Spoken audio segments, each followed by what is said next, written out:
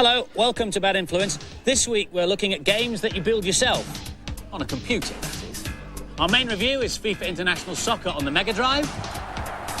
We go behind the scenes at a spectacular laser show. And I'll be fencing knowledgeably with help from some clever headgear and a tame techie. But first, clear the room. This next item is top secret. Now, don't tell anybody I told you, but there's a way that you can play brilliant arcade games like this one, Super Street Fighter 2, at home without having to buy an expensive arcade machine. All an arcade machine is a bigger version of your console. The parts inside are bigger and built to last. That, for example, is probably the biggest cartridge you've ever seen. And inside it is something called a PCB, or printed circuit board, which looks like that. When a game's had its day, the arcade operator simply takes out the old PCB, repaints the cabinet, and puts in a new one. So what happens to the old PCBs? Well, they're sold off cheaply, and you can play them at home if you've got one of these.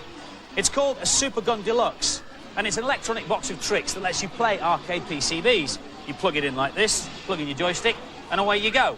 You do, though, have to have a modern television with a SCART socket because arcade PCBs put out American standard TV. Now, obviously, you're not going to get Super Street Fighter 2 just at the moment because it's very popular, but there are some very playable classics around.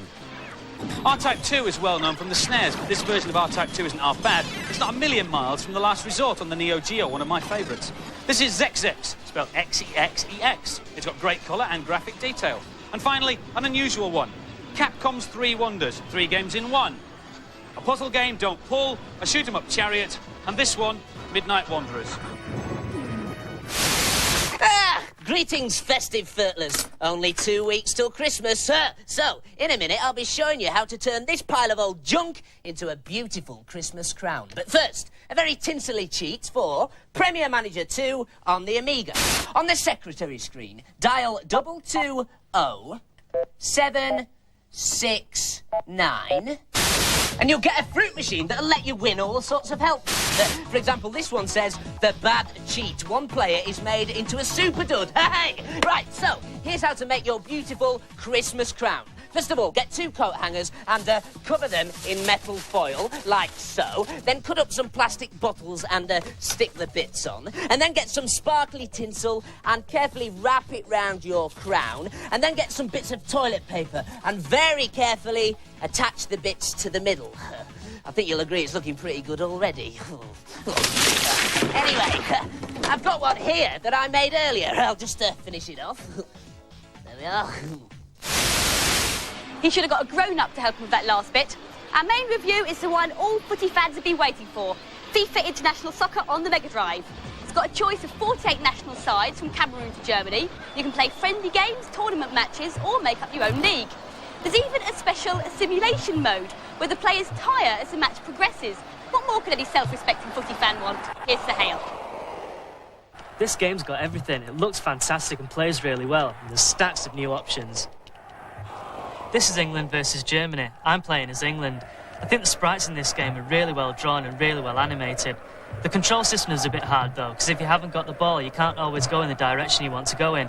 The scrolling's a bit slow. If you do a long shot, the screen doesn't always catch up with you in time. The crowds are really well animated and they've got digitised shouts, so it really adds atmosphere.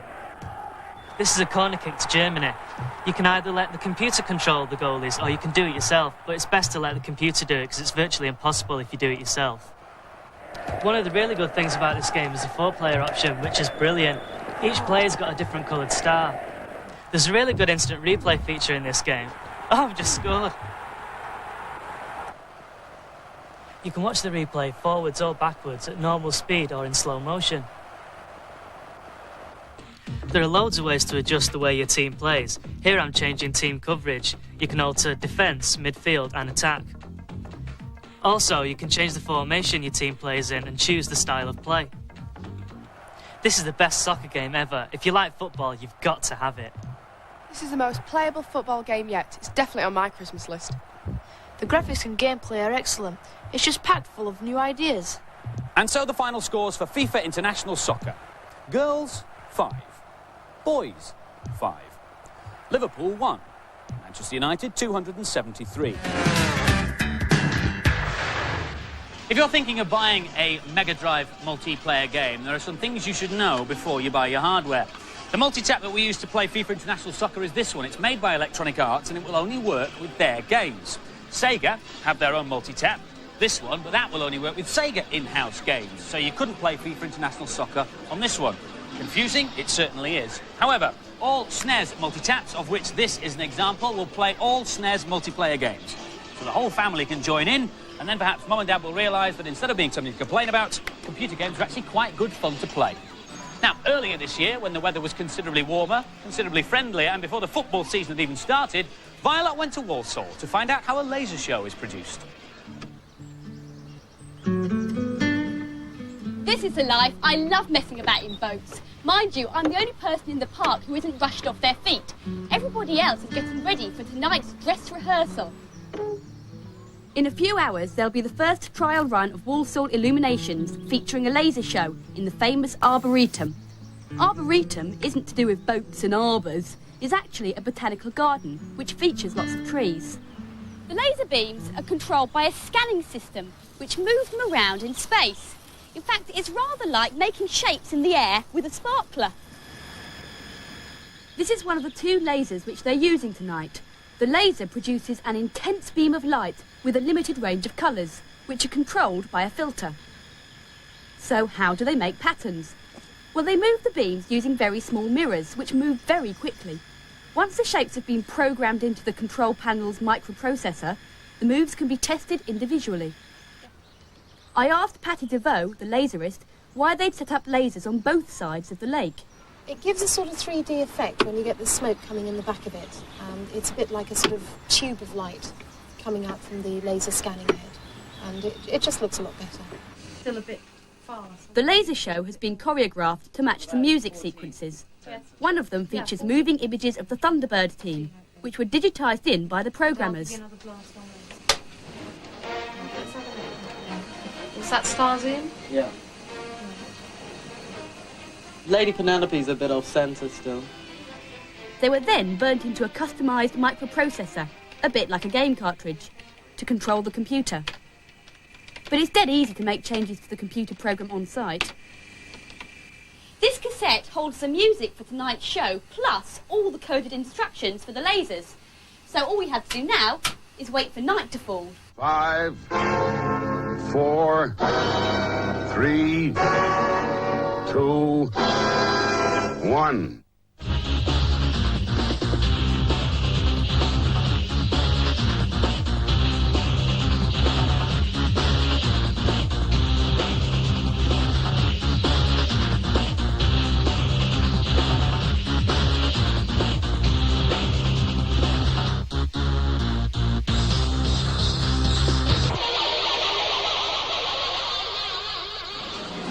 The laser illuminations at Walsall Arboretum are back next year in the autumn and are well worth a visit.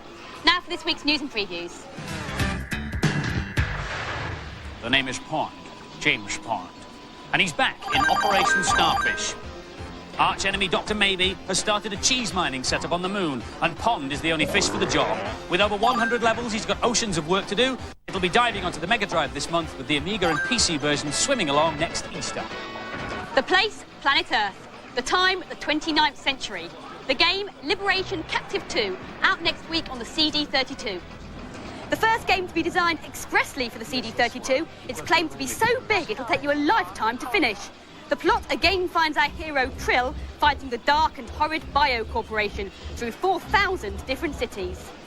One for golf junkies on the SNES is Major Title. It offers a choice of matches and tough computer opponents. Lots of variables like stance, direction and power help you on your way to a birdie. Mind those bunkers, though. Out next week.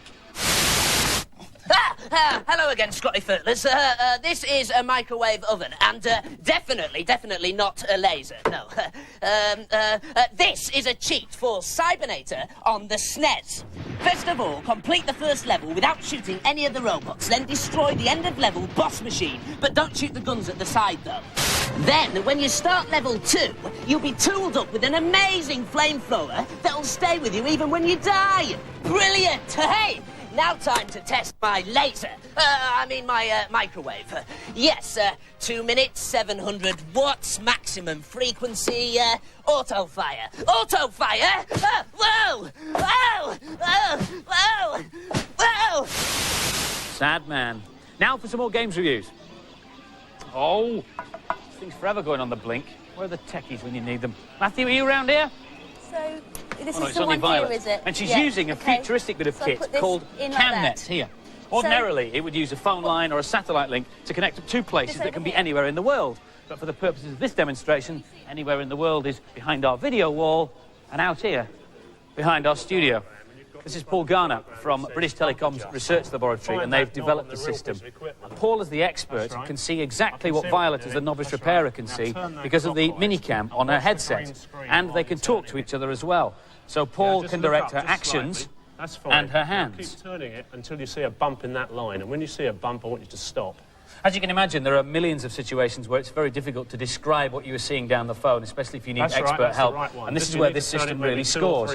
Better still, not only can Paul direct Violet's actions and her hands, he can send her relevant information that she can pick up in the high-resolution eyepiece on the headset. To exactly the right send you the diagram of what that should look like. A diagram that relates to the bit of equipment. Until the two curves look exactly the same shape. Just look up a little bit so I can see it as well.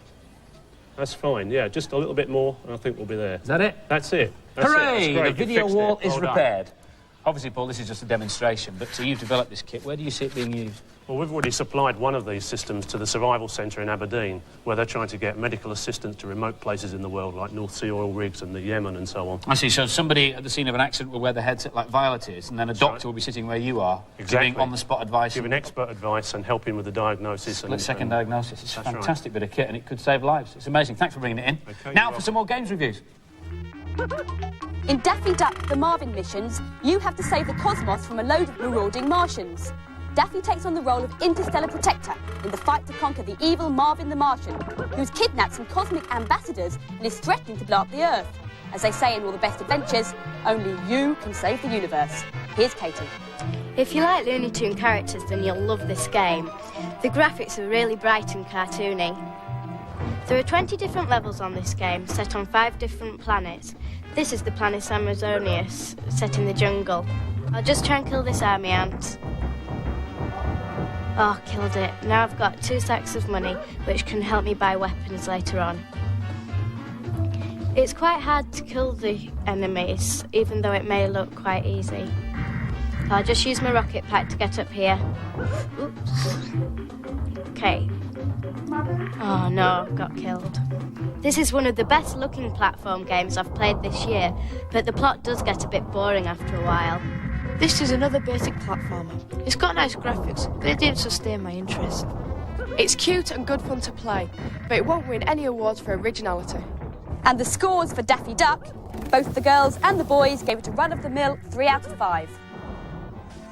Ever fancied controlling your very own army? Then this next review's just for you.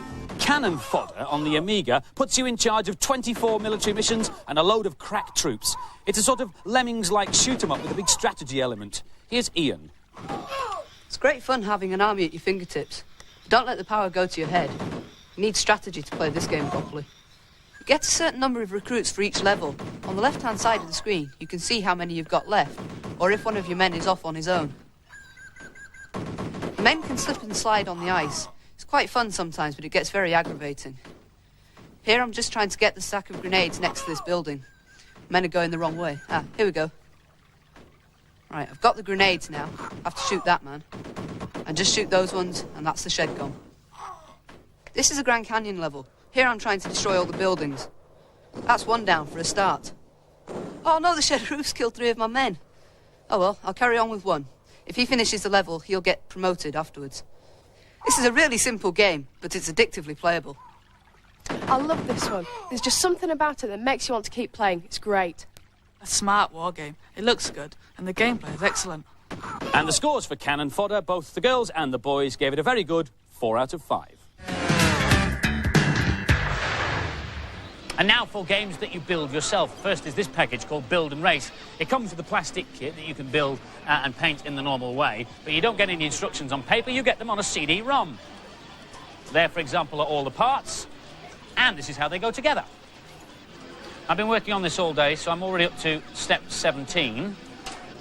And if you click on the relevant parts, it will help you identify where they are. That's this bit here, isn't it? This sprig here. And if I click on the words whale tail, it will tell me what that part is and what it's for. The name for an aerofoil that has a shape that resembles the tail of a whale, not surprisingly. The computer will also show you how the pieces should go together, and it'll help you with the painting too. So that will now show me that those parts should be painted black, those parts aluminium, and those parts, which I think are the seats, should be painted a tan colour. And when you've finished building the car, there's still loads more you can do with this. There's a racing game to play, and there are several tracks to race on. But first, you've got to get to the tracks using ordinary roads within a time limit. That's hard enough in itself. And if you drive too fast, you get stopped by the police, who will give you a speeding ticket. Nice car you got here. There's no speed limit on this do-it-yourself PC game. It's called Flight Sim Toolkit, and it lets you design your own flight simulations, like this. You start by designing the landscape, and I've already begun. Now I want to put some more mountains in, so I choose a point where I want it here, and I select the little area where I want my mountain by the river, and I get it in close up here. And now I have to choose the raised land icon, and I can click on individual squares to make them higher. The lighter the shading, the higher the point. And now I can look at it in 3D. And there it is. There's Mount Bad Influence all the way around it. Now, obviously, you don't just want mountains and landscapes in your flight sim, you want man-made constructions as well. This package comes with loads of stuff provided. Missiles, cars, buildings, lighthouses. You can build and design any object you like, though it does take a lot of time and effort. You can even design your own plane. I've got it in flying brick mode at the moment, which basically means that I'm indestructible. You can either train to be a private pilot or Top Gun. Needless to say, I'm Top Gun. Watch out, Tom Cruise. Right, just the transfers to add. Oh no. Oh no. Right, this is a cheat for Jaguar XJ220 on the Mega CD. Go to the options menu and then highlight name 1 and enter the name as Mar, N-A-R. Then exit and go to the next menu and select World Tour. Now choose the country you want to race in and start the race. Start your engine. And then pause and hold down A, B and C together. And you'll immediately win the race. Oh no. Oh no! My air sea rescue helicopter. So that's what it was supposed to be. If you want to read the data blast, set your video recorder going now. Last week's competition prize was a Mega Drive with a highly acclaimed FIFA International Soccer. Runners-up receive a Bad Influence t-shirt, and your names are going across the screen now. Well done. The competition question was, who won the 1993 Women's Cup final? And the answer is the Arsenal ladies, who beat the Doncaster Belles by 3-0. Our winner, James Allen from London. Well done. This is a 3DO. It's said to be the machine that's going to take over the world. This is one of the first ones in the country, and we'll be giving you more details about it next week. But this one, along with this game, Crash and Burn, is this week's competition prize. If you want to win it, we want to know the following. Now, inside the 3DO, there's a special chip called a RISC. That's R-I-S-C. What does this stand for? Phone in your answers on 0891 700 100. Calls will cost no more than 25p, but make sure you get permission from whoever pays the phone bill. Lines will close at midnight on Monday. Don't miss a moment of next week's show, because all your favourite game characters will be here joining us in the studio for our Bad Influence Christmas party. It's going to be excellent. And apparently the one Andy's most looking forward to meeting is Chun-Li. Bye. Bye.